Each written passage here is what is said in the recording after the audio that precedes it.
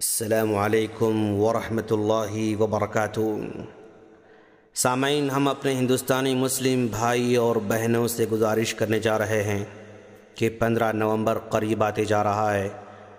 عدالت میں پٹیشن داخل کرنے کے دن قریب آ رہے ہیں، لیکن سوء اتفاق کہ ہم سب اپنے 500 اور 1000 کے نوٹوں کی فکر میں لگے ہوئے ہیں۔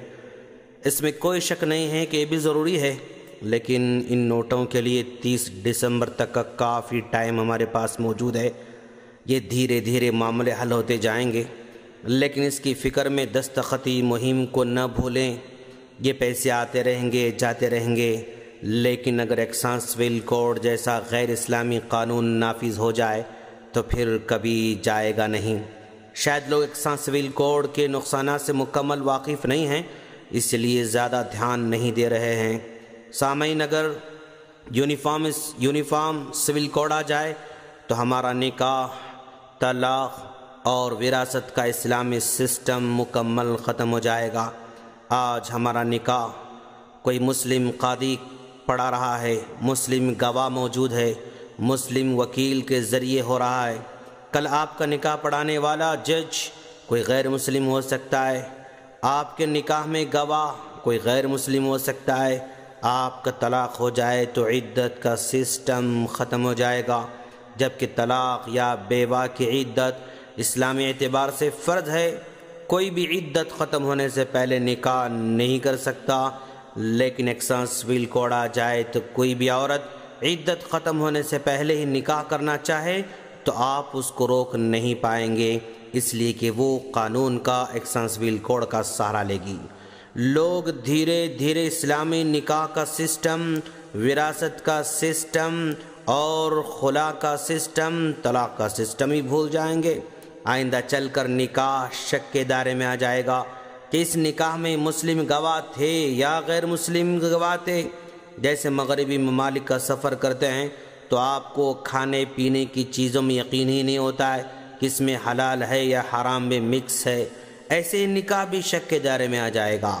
اگر ایکسائز سول کوڈ آ جائے تو ہمارا وراثت کا سسٹم ختم ہو جائے گا، چونکہ عورت بھی وراثت میں آدھا مانگے گی۔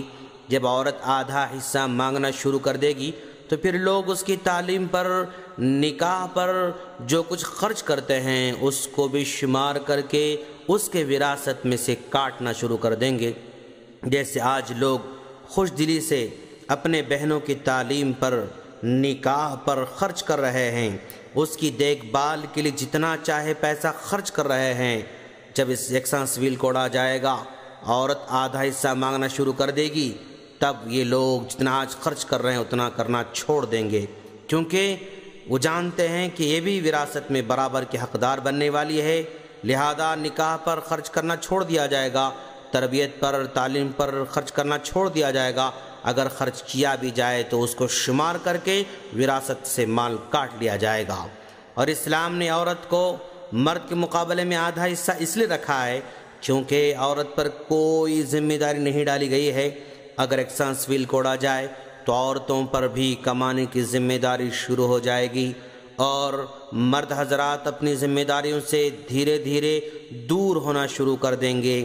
اگر ایکسائز سول کوڈ آ جائے تو طلاق کی عدت ختم ہونے کے بعد بھی خرچہ دینا پڑے گا، جبکہ قانونی طور پر وہ اس کی بیوی نہیں ہے۔ طلاق کے بعد آدمی کسی سے نکاح کر لے تو اس پر دوہری ذمہ داری عائد ہوگی، مطلقہ کو بھی کھلانا ہوگا اور اب جو بیوی ہے اس کو بھی کھلانا ہوگا۔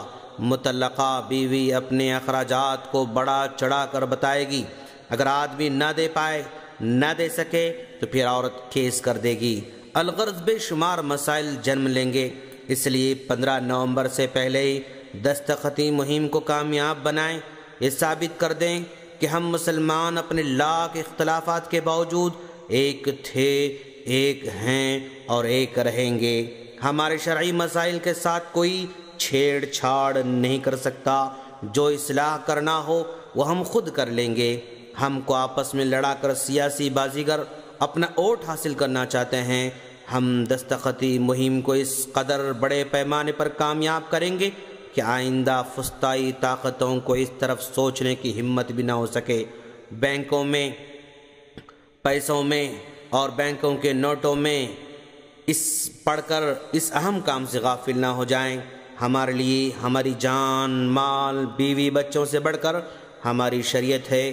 طلاق بس ایک بہانہ ہے، اگر اس میں فسطائی طاقت کامیاب ہو جائے تو پھر وہ ہمارے سارے مسائل کو بدلنے کی کوشش کریں گے۔ ہم اللہ سے دعا کرتے ہیں کہ باری تعالیٰ تو ہم تمام کو اسلامی شریعت پر خود عمل کرنے اور اس کی تحفظ کے لیے کوشش کرنے کی توفیق عطا فرما۔ آمین۔ السلام علیکم ورحمۃ اللہ وبرکاتہ۔